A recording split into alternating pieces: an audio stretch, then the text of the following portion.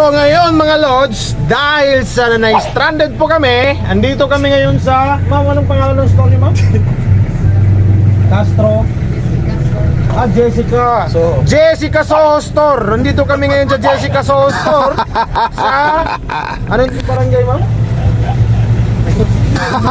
Binoni, Barangay Binoni. Dito sa Camiguin Island. Kaya dahil sa stranded po, napilitan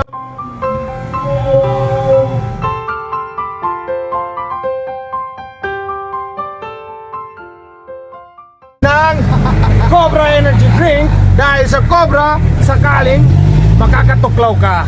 So mga Lods, ito yung mga kasamahan ko. Si Gibson, medyo manipis na. Medyo manipis na mga Lods. Ayan. Boston, halika nga dito. Boston, Boss Lord, halika nga Boss Lord. Tangina. Anong masasabi mo Boston dito sa Camiguin Island? Bagi Maguindanao tar gadak mo to. Sige, Maguindanao ka kung anong gusto mong dialect, pwede mo sabihin dyan. Dahil yung mga viewers natin ang siyang mag-a-adjust paano nila tayo iintindihin dahil tayo ay Bangsamoro. yo! Sige, dak mo to tagaw. Sige, translate lang. Okay. First of all, una sa lahat.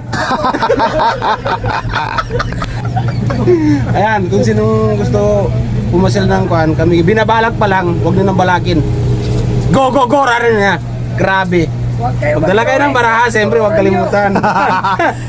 So yung sinasabi ni Boston, kung nagbabalak kayong pumunta ng Camiguin, huwag nyo nang babalakin. Alam nyo bakit? Alam nyo bakit huwag nyo nang babalakin?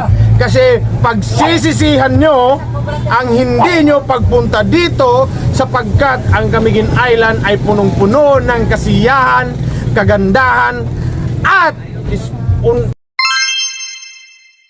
especially, no?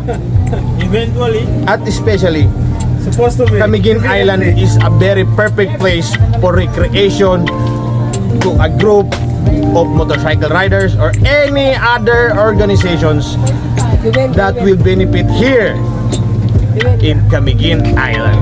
So, guys, bye-bye!